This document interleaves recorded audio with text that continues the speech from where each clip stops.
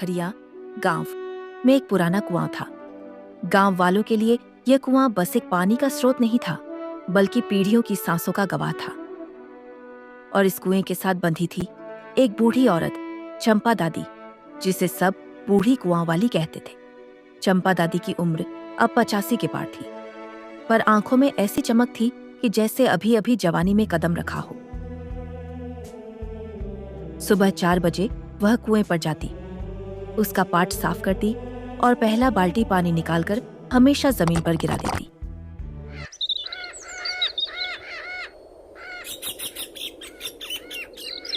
एक दिन छोटे लल्लू ने पूछ ही लिया, दादी, ये पानी क्यों गिराती हो? ये पहले की रस्म है बेटा। पहले बाल्टी से धरती को पिलाते हैं, फिर खुद पीते हैं। धरती माँ भी तो प्यास लगती है ना। गांव के लोग दादी की बातें अब हंसकर टाल देते थे, लेकिन कुएं की देखभाल कोई नहीं करता, बस दादी ही उसकी रखवाली करती रही। दादी का अतीत कोई नहीं जानता था, लेकिन कहते हैं कि जब वह 16 साल की थी तब ब्याह कर बखरियां आई थी। शादी साल ही उनके पति रामकृष्ण का हैजे से निधन हो गया। बच्चा पेट में ही मर गया। गांव वालों ने कहा कुलक्षणी है, पर किसी ने ये नहीं देखा कि उसी साल गांव में भयंकर सूखा पड़ा और चंपा ने ही अपने गहने बेचकर गांव के कुएं की मरम्मत करवाई थी। पानी फिर से ऊपर आने लगा। तब से चंपा कुएं को अपना बेटा मान बैठी। सबके बेटे शहर चले गए, मेरा तो यही कुआं है बेटा, मैं इसे छोड़ के कहाँ जाऊं, वो अक्सर कहा करती।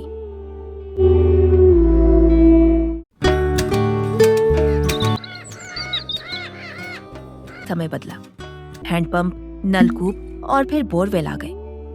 लोगों ने कुएं को त्याग दिया, लेकिन चंपा दादी अब भी हर सुबह कुएं की पूजा करती थी।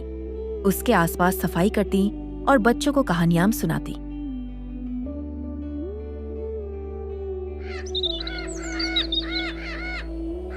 एक दिन सरपंच का बेटा, जो इंजीनियर बनकर दिल्ली से लौटा था, बोला, दादी, अब जमाना बदल गया है। कुएं का पानी पीना खतरे से खाली नहीं, बंद करवा दीजिए इसे। चंपा ने धीरे से कहा, पानी बंद नहीं किया जाता बेटा, उसे समझा जाता है। इसने पूरे गांव को पाल रखा है। जब तू अपने बाप की सेवा कर रहा होता है, तब क्या मैं तुझसे कहूँ कि अब उनका समय चला गया? लोग चुप हो गए, लेकिन कुआं अब सचमुच सूखने लगा था। फिर आया वो साल जब मानसून ने मुंह मोड़ लिया।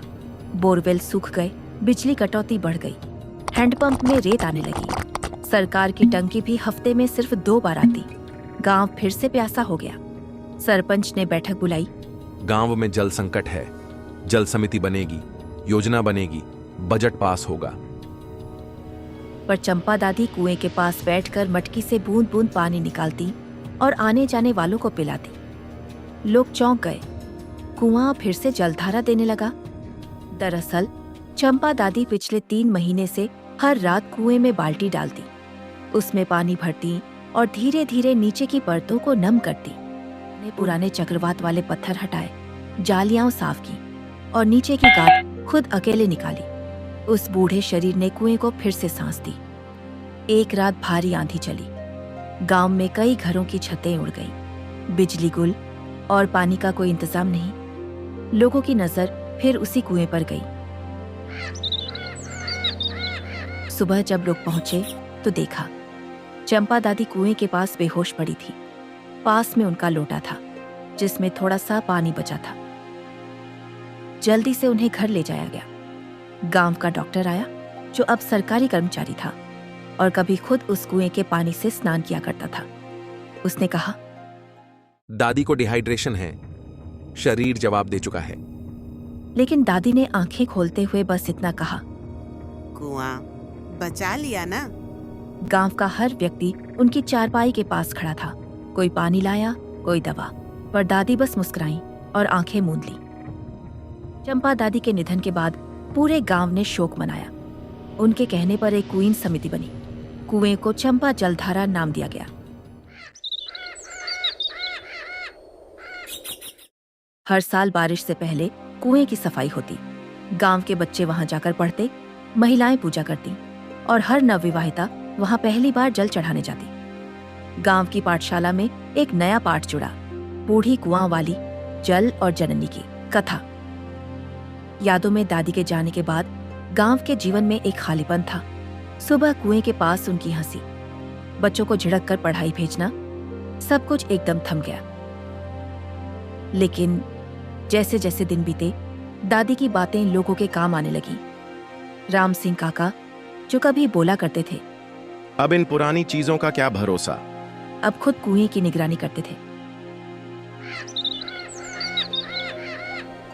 गांव की पाठशाला में अब हर सोमवार को जल पाठ होता था, जिसमें बच्चे कुएं के किनारे बैठते और गांव के बुजुर्ग उन्हें पानी के महत्व की कहानियां सुनाते। गांव के स्कूल की एक नई शिक्षिका आई, सुनीता मैडम, जिन्होंने शहरों में जल प्रबंधन का कोर्स किया था। उन्होंने चंपा दादी की कहानी सुनकर कहा, ये तो जल साक्षरता की जीवित मिसाल थी। हम यहाँ एक पानी की पाठशाला शुरू करेंगे। बच्चों ने दीवारों पर चित्र बनाए। बूंद बूंद से सागर बनता है, जल ही जीवन है। चंपा दादी पानी वाली देवी। गांव के हर घर में अब एक गागर रखी गई, जो सिर्फ वर्षा जल संचयन के लिए थी। लोग अब बोरिंग के बजाय कुएं और तालाब से पानी लेते थे। राज्य सरकार को जब यह बात पता चली तो अधिकारी गांव आए। उन्होंने देखा एक सूखा गांव अब हरा हो गया था।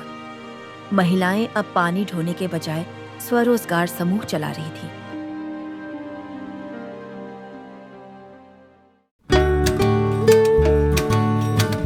गांव को मिला राज्य जल पुरस्कार और कुएं के पास एक स्मारक बना, बूढ़ी कुआं वाली जल देवी चंपा स्मृति केंद्र।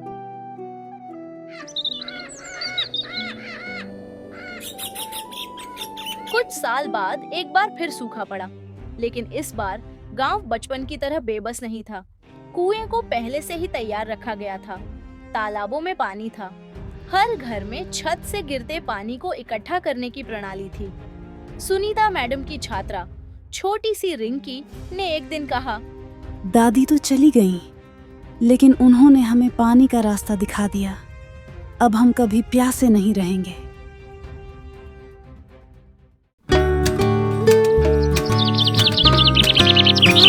गांव के नौजवानों ने एक योजना शुरू की, चंपा मिशन, जिसका उद्देश्य था आसपास के गांवों में पुराने कुएं पुनर्जीवित करना, जल साक्षरता फैलाना, बच्चों में जल के प्रति सम्मान जगाना। अब जब भी कोई बच्चा कुएं से पानी भरता तो मटकी के गिरते पहले छींटों के साथ कहता, ये बूंद चंपा दादी के नाम। कभी कभी आधी रात को कोई बुजुर्ग आकृति कुएं के पास बैठी दिखाई देती है, जैसे किसी को आशीर्वाद दे रही हो। गांव वालों का मानना है, दादी मरी नहीं, वे अब जल की आत्मा बन गई हैं।